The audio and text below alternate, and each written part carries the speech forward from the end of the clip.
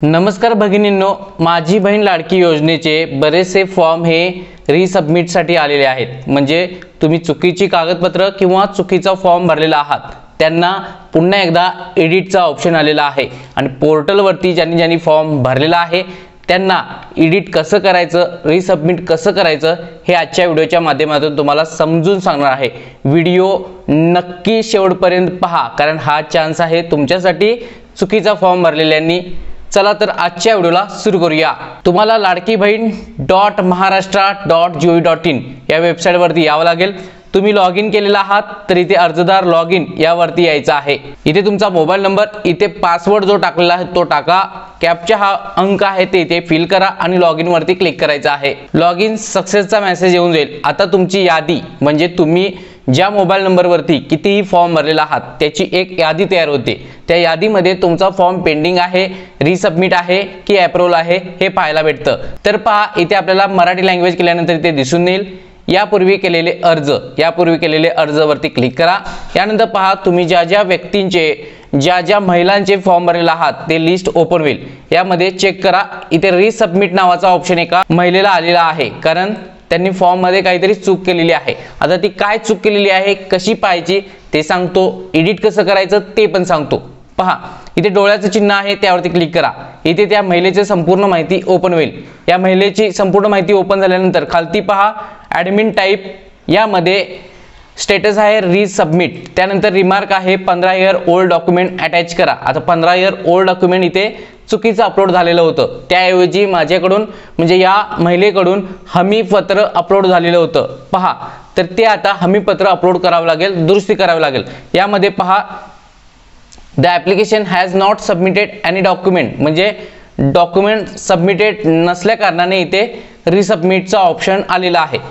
त्यानंतर पहा, इथे आपल्याला आता एडिट करायचं आहे। एडिट करण्यासाठी इथे पहा पेन्सिल आयकॉन आहे, यावरती क्लिक करावं लागेल, म्हणजे रिसबमिट करायचं आहे। इथे पेन्सिल आयकॉन वरती क्लिक केल्यानंतर पहा इथे क्लिक करा। यानंतर पहा तुमचा जो फॉर्म आहे तो पूर्ण वरून खालती चेक करा। तुमचं नाव, तुमच्या पतीचे नाव, वडिलाचे नाव, बँक अकाउंट नंबर, पत्ता, जे काही डिटेल्स भरलेला आहात, मोबाईल नंबर, ते एडिट करता येतं, एडिट करू शकता। तो फॉर्म चेक करून घ्या।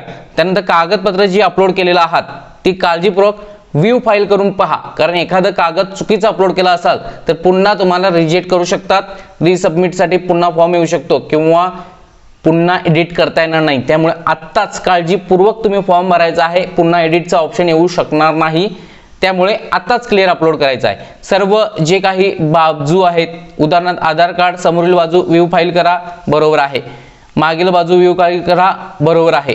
अधिवास प्रमाणपत्र पहा, इथे मी पाहत आहे की इथे हमीपत्र अपलोड झालेलं आहे, म्हणजे काय, इथे त्यांनी 15 वर्षापूर्वीचा पुरावा अटॅच करा म्हणून दिलेला आहे, तर ते चुकीचं असल्या कारणाने इथे अपलोड वरती क्लिक करतो। जिथं फाईल ठेवलेली आहे तिथून फाईल मी अटॅच करत आहे।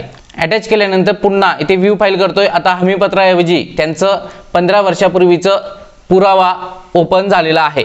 त्यानंतर पहा रेशन कार्ड, पहिली बाजू ओपन करून पहा, दुसरी बाजू ओपन करून पहा, तुमचीच आहे का ती तपासा, अर्जदाराचा फोटो तुमचाच आहे का बघा, हमीपत्र तुमचंच आहे का बघा, फोटो तुमचाच आहे का बघा। त्यानंतर पहा इथे हमीपत्राचा अस्वीकारण स्वीकारा यावरती क्लिक करायचं आहे, माहिती साठवा यावरती क्लिक करायचं आहे। पुन्हा तुमचा फॉर्म ओपन होईल आणि इथे पहा हा कॅप्चा फिल करायचा आहे। त्यापूर्वी अनेकदा सांगतो, तुम्ही हा फॉर्म पुन्हा एकदा चेक करा। तुमचं नाव, मोबाईल नंबर, पतीचे नाव, महिलेचे लग्नापूर्वीचे नाव, वैवाहिक स्थिती, जन्मतारीख, महाराष्ट्रात जन्म झालाय का, अर्जदाराचा पूर्ण पत्ता, mobile number, Aadhaar number, bank account number, bank धारकाचे नाव, IPC कोड। त्यानंतर इथे पहा सर्व अपलोड केलेले कागदपत्र पुन्हा एकदा व्ह्यू करून पाहता येतं। त्यानंतर पहा इथे जो कॅप्चा देण्यात आलेला आहे तो इथे फिल करावा लागेल आणि इथे सबमिट नावाचा ऑप्शन आहे त्यावरती क्लिक करायचं आहे। सबमिट केल्यावर ॲप्लिकेशन अपडेटेड नावाचा तुम्हाला मेसेज येऊन जाईल। पुन्हा त्या महिलेकडे आल्यानंतर पहा इथे पेंडिंग वरती ऑप्शन आहे आणि ते डोळ्याचा आयकॉन आहे, म्हणजे पुन्हा आपल्याला आता ते व्ह्यू करता येते, एडिट करता येत नाही।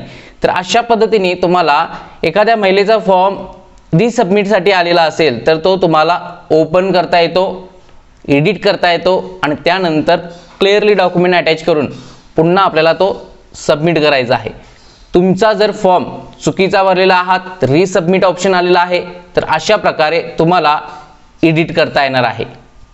तुम्ही ई ग्रामपंचायत चॅनलला सबस्क्राइब केलं नसेल, आत्ताच सबस्क्राइब करून ठेवा, खूप महत्त्वाचं चॅनल आहे। अद्याप तुम्ही माझी बहीण लाडकी योजनेचा फॉर्मच भरला नसाल तर फॉर्म कसा भरायचा हा व्हिडिओ संपताच इथे तुम्हाला लिंक येईल, या लिंकला क्लिक करा आणि तो व्हिडिओ संपूर्ण पहा, काळजीपूर्वक पहा आणि त्या पद्धतीने तुम्ही फॉर्म भरू शकता। पुन्हा भेटूया नेक्स्ट महत्त्वपूर्ण व्हिडिओ घेऊन। जय हिंद, जय महाराष्ट्र।